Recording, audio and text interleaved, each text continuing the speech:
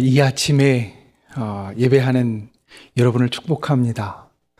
그리고 이 아침에 하나님 앞에 서는 여러분들을 진정 축복합니다. 우리가 주님과 함께 열어가는, 또 우리의 믿음으로 열어가는 이 하루가 진정 하나님께서 역사하시고 또 축복하시는 귀한 하루가 되어질 줄 믿습니다. 우리 인간이 동물과 뭐가 다를까? 우리 인간이 만물의 영장이라고 이야기를 들으면서, 그리고 또 이 온 세상을 실질적으로 이제 이끌고 가고 주장하는 존재로서 살아가면서 무엇이 특별하기에 우리가 그러한 존재의 위치에 올라갈 수 있었을까? 흔히 사람들은 세 가지 정도를 이야기를 합니다. 첫 번째, 인간이 특별한 점은 머리가 크다라는 겁니다. 머리가 크다라는 것, 지금 이 시대에 별로 좋아할 만한 것은 아닙니다. 보통 사진 찍으면 한 발짝 뒤로 물러가시잖아요. 그렇죠? 옆에 있는 분들보다 한 발짝 뒤로 물러갑니다. 왜냐하면 내 얼굴은 좀 작고, 이렇게 머리가 좀 작게 나오면 더 이쁘다고, 또 멋있다고 생각하니까 우리가 그런 행동을 합니다. 그런데 머리가 크다라는 건 우리 인간을 동물과 특징 지어주는 아주 큰 특징 가운데 하나라고 이야기를 합니다.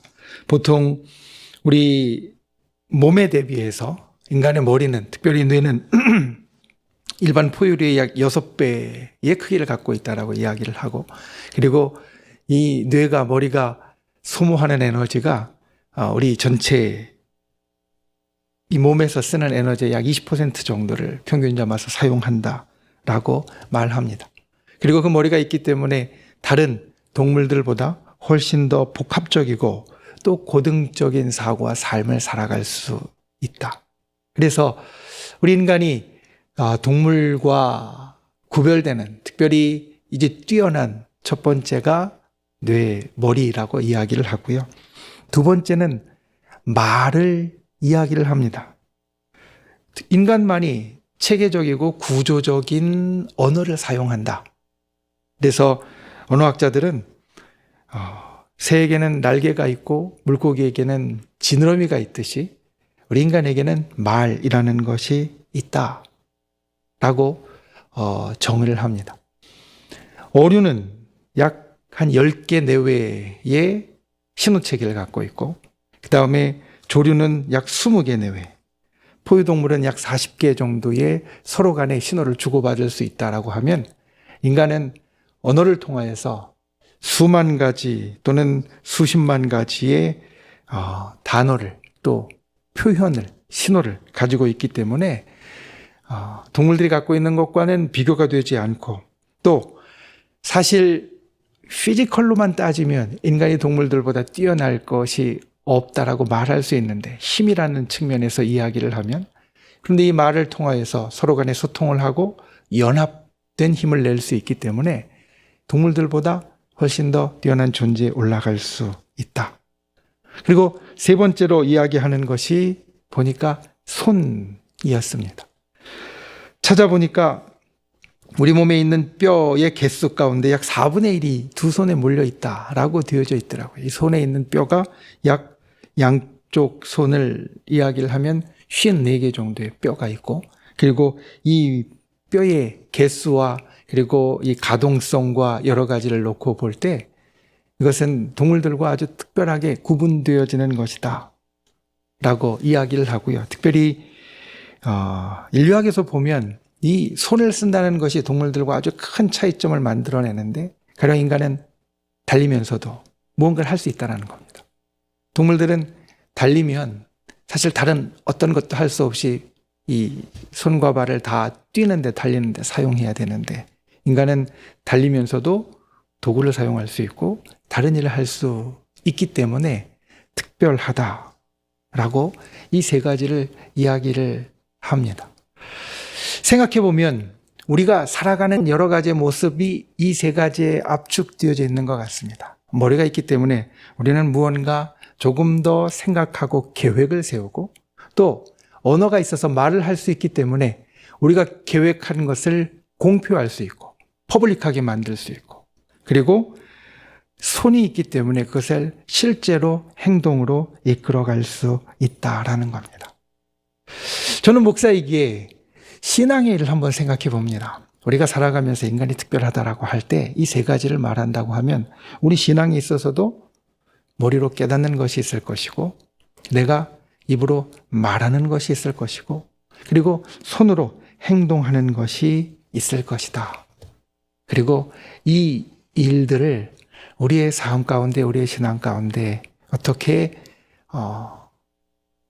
좋아하고 또 함께 할 수 있을 것인가. 오늘 말씀을 통하여서 제가 보기 원하는 것이 바로 그것입니다.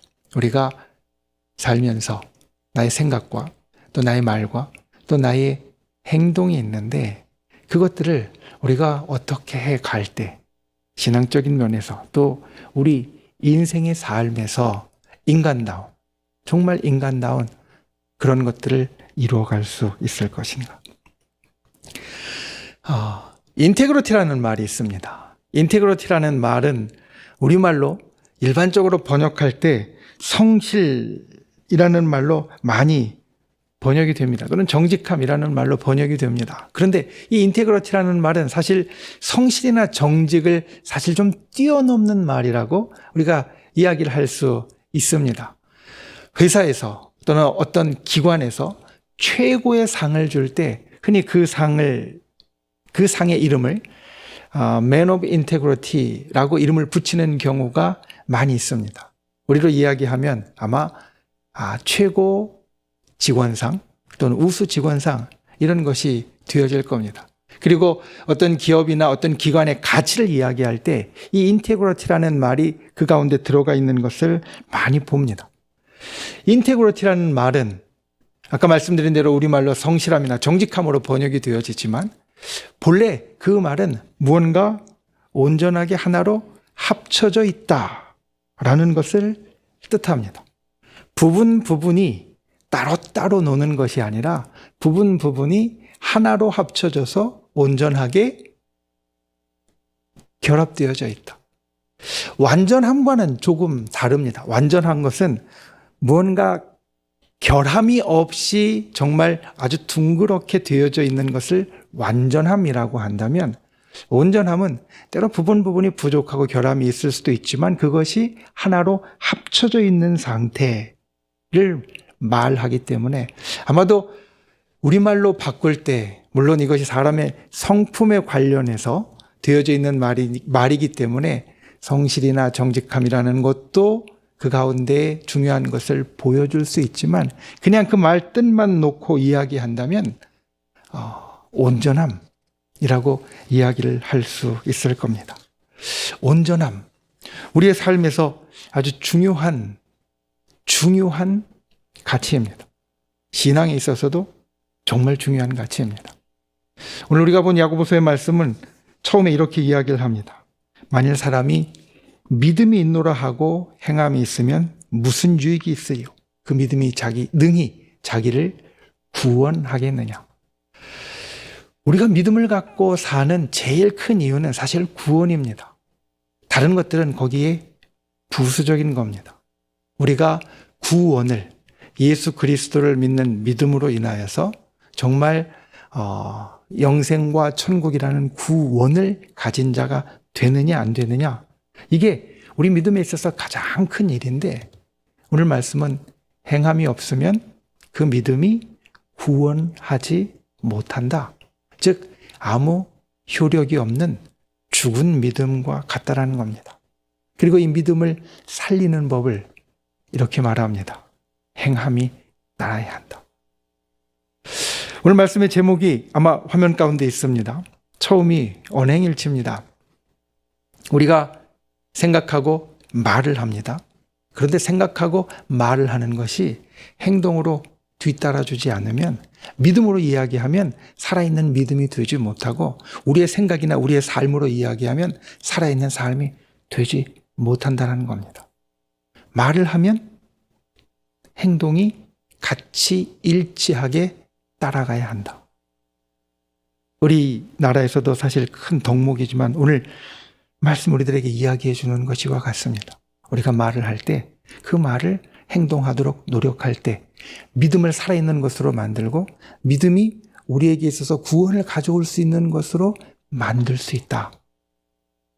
그리고 그 믿음이 우리의 삶을 행동을 통해서 바꾸어 갈 수 있다는 겁니다. 이 아침 예배를 드리는 분들은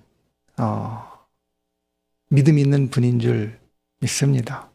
그리고 그 믿음이 오늘 하루 여러분의 삶 가운데 행동으로 따라갈 수 있기를 주님의 이름으로 부탁을 드립니다. 오늘 말씀의 두 번째 파트는 사실 행언일치입니다. 이걸 말씀드리려고 했는데 시간이 지금 많이 갔습니다. 오늘 아침 일찍 병원에 들어오면서 우리 세브란스 병원에 올 때마다 항상 참 기분 좋은 게 있습니다. 음악이 나오는데요. 음악이 잔잔한 음악이 나오는데 그 음악이 제게는 굉장히 익숙한 음악입니다. 다 찬송이거든요. 근데 사실은 제가 어디를 가든지 사실 클래식을 제가 조금 좋아하는데 하이든의 음악을 듣든지 바하의 음악을 듣든지 모차르트의 음악을 듣든지 베토벤의 음악을 듣든지 그 음악이 피아노 소나타 몇 번이고 쾌일번 몇 번이고 이거를 아는데도 불구하고 그 멜로디가 나오면 먼저 찬송과 가사가 생각이 나거든요. 제가 아주 어릴 때부터 많이 부르고 들었던 그 찬송의 가사가 멜로디가 저절로 생각이 납니다. 그래서 그런 걸 볼 때마다 나 어쩔 수 없이 목사구나 또 어쩔 수 없이 신앙인이구나 라는 걸 스스로 돌이키게 되는데 그럴 때 고민되는 게 있습니다. 내가 믿음을 갖고 그리고 행동을 따라가고 산다라고 할 때 때로 그 믿음의 일들을 제대로 만들어가지 못하는 나의 모습들을 보면서 또 제대로 살아가지 못하는 나의 모습들을 보면서 고민될 때가 있습니다. 근데 한 번은 이런 얘기가 저한테 들어왔습니다. 자, 즐겁고 싶으면 즐거운 일을 떠올리는데 즐거운 일이 없을 때에도 한번 웃음을 지어보라는 겁니다. 그러면 웃음을 지어보면 이 얼굴의 근육이 웃는 근육들이 움직이게 되어지고 웃는 근육들이 움직이게 되어지면 즐거운 일이 없음에도 불구하고 우리 몸이 우리 뇌가 즐거운 것처럼 반응한다는 겁니다. 믿음의 일에 내가 때로 생각이나 나의 말이 거기까지 도달하지 못했어도 마찬가지가 아닐까. 내가 먼저 행동하고 나아가면 나의 믿음이 나의 생각이 뒤따라오지 않을까.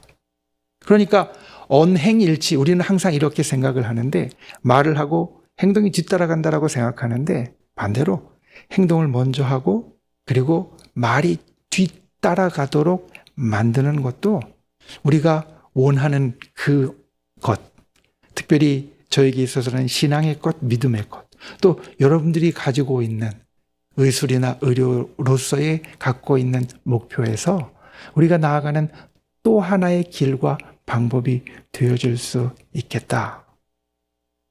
우리가 때로는 항상 생각하고 말하고 그리고 그 다음에 행동하는 것이 익숙하지만 때로 생각하고 말이 안 나와도 무조건 행동하면 사랑하고 돌봐주고 젠틀하고 그리고 부드럽게 행동하면 나의 생각도 나의 말도 그것을 뒤따라가는 것이 될 수도 있겠다. 그래서 오늘 하루 저 여러분들이 행언이 일치되는 귀한 하루가 될 수 있기를 부탁을 드립니다. 말씀을 맺습니다. 하비 콕스라는 유명한 신학자가 이런 이야기를 했습니다. 오늘날 우리는 복음이 그리스도인들에 대해서 무효화되는 시대에 살고 있다. 복음이 있는데 복음이 그리스도인들이 살아가는 삶에 의해서 마치 살아있는 것이 아니라 죽은 것처럼 세상에 보여지는 시대에 살고 있다는 겁니다.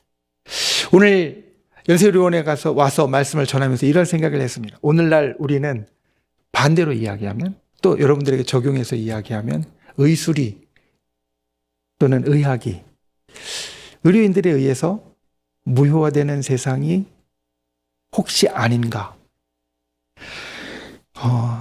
제가 존스 홉킨스 대학에서 박사를 했습니다.